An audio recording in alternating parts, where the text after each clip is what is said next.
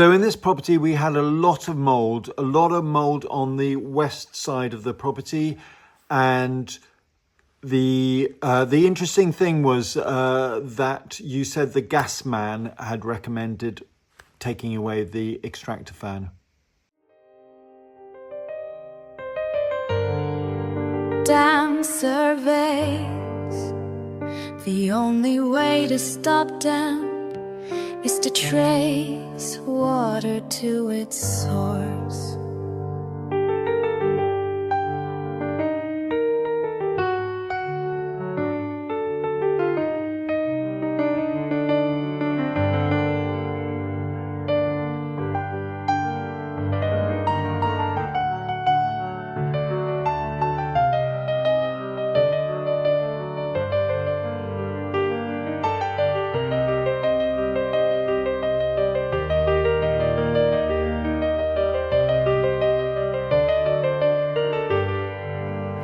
So while you said that the gas man had recommended taking away the extractor fan, you also said you didn't blame them for the mould. Well, I actually think it was the primary cause of the mould.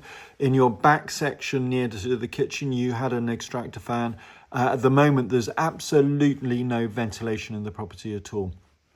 There are two primary issues, and both of them are quite concerning. One is the excess vapour, and you only ever get mould from excess vapour. It's made worse by heat loss, heat imbalance, poor airflow, and the source of mould that isn't removed. But it's always excess vapour is the primary cause. And I had a look at the data loggers, have a look now, but you will see that you have excess vapour for large periods of time. In addition, you had a leak in the subfloor void, and you had a leak checked recently, and they seem to not worry about condensation or water showing on an internal pipe.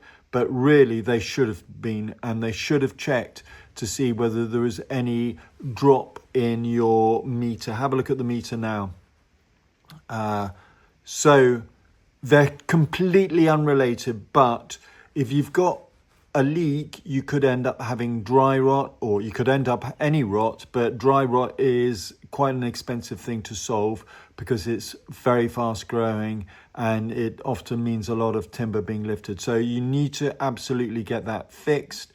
And in my opinion, you need to dry out the subfloor void. And I will give recommendations within the email. But as a minimum, you want to measure the subfloor relative humidity, and over time it needs to be coming down. You want to keep all the air bricks clear so that you're getting ventilation through as much as possible. The mould is obviously the thing that you called me out for, and I would run a dehumidifier 24/7. 20 litre plus dehumidifier. I might even get 2 of them. I personally, when Putin went to war, I had 3 running in my property just to keep myself warm without having to use central heating. So here's the data logger system. It's on damp.ai/detect. You'll obviously need a smartphone to upload the data from the data loggers. Well, you sent me the data loggers. So I think in the future, what you should do is get yourself a hygrometer that shows the dew point, because that's possibly more important, the surface relative humidity. Let me explain to you. So this is preloaded. I'm comparing the damp wall in the dining room to the front area. Temperature at the time of the survey was 8.1 at 1 o'clock in the afternoon. And the graph that's produced shows the surface relative humidity. Now, the important thing on that is when the surface relative humidity goes above 85% for long periods of time, you run a risk of mould. If it goes for more than 6-8 hours at a time, which it is during the start of the period around the 14th, then you will get mould. And once mould spores start to concentrate, the risk of getting more mold increases. So you really need to dry the walls out, use a fan, dehumidifier, open up the zone as much as possible, and if you can, use an extractor fan for cooking, drying clothes, and for your bath. So surface relative humidity is the relative humidity at the surface. So relative humidity is a measure of air's capacity to hold moisture.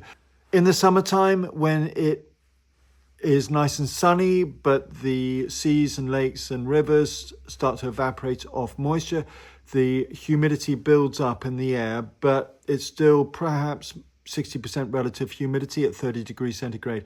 But as the temperature comes down in the evening, you reach what's called the dew point. That's when the dew forms on the ground outside, and you get condensation forming because the dew point has been reached where the relative humidity has hit 100% and air can't hold any more moisture because it's cooled down. The warm air can hold more moisture than the cold air does. So as it cools down, it releases air, and it goes from 60%, 70%, 80%, 85%, the critical point for mold, and then 100% you get condensation. Mold is roughly 3 degrees centigrade. Sorry, the mold point is roughly 3 degrees centigrade above the dew point. So the time of the survey, the dew point I can see. So this blue line here shows me the dew point. The time of the survey, it was 6.3. So the mold point is about 9.3, give or take. What you want to do is keep the dew point below the outside temperature. Then you don't run a risk of condensation, and the risk of getting mold is dramatically reduced. And you do that by replacing the internal air with internal vapor with the external air. Now, if you look at the band of blue, light blue at the bottom, that's the external dew point. That's vapor measured at dew point outside. It can never go above the external temperature. If it does, it rains, and rain is effectively condensation. So you'll notice that as the temperature goes down, so the dew point goes down because vapor is coming out of the air outside. So this light blue line here at the base is what's called the dew point differential, and it tells me that there's more vapor in one room compared to another room, and it's consistently more vapor in the hall compared to the dining room. That means, in my opinion, that it's coming from the kitchen and or the bathroom upstairs and then going into the dining room. So you're consistently more vapor in the hallway. So despite it being on the south side and therefore warmer, you're getting more vapor on that side, and that's because it's closer to the source of vapor. Now, you've got a leak in the subfloor void. That could be adding to the amount of vapor, but I would say it's primarily internal, and it's primarily caused by the extractor fan being removed, Mr. Gasman, not helped by the leak that Mr. Plumber should have fixed. Those are your key issues. I also noticed you got woodworm, so I would spray some permethrin on top of that just to stop them. You'll need to do that over a course of a couple of sprays, and then repeat it over 1 or 2 years, perhaps 3 years, should I say, because that's the life cycle of woodworm. It's the common furniture beetle you've got there. So key things are: get yourself a dehumidifier. I would remove the wallpaper and use HG anti-mold spray. You want to remove as much of the vapor as possible. Think about insulation, and particularly in your pantry area. And also you've got a risk of penetrating damp because you've got cracks in the external render. It's so difficult to tell because you clearly got lots of moisture. That back pantry area is 4 degrees centigrade, so it's bound to get condensation. So although you got brown staining, that could just as easily come from internal timber as it is from penetrating damp the whole way through. But I'm going to recommend, as an additional thing to do to fill those external render cracks, but I don't think that's your primary cause. Your primary cause is too much vapor and not enough removal of vapor. And get yourself a hygrometer that shows the dew point and follow it. Bring the vapor down. Use a dehumidifier. You'll save yourself so much money and at the same time remove the risk of mold. Dam surveys. The only way to stop damp is to trace water to its source.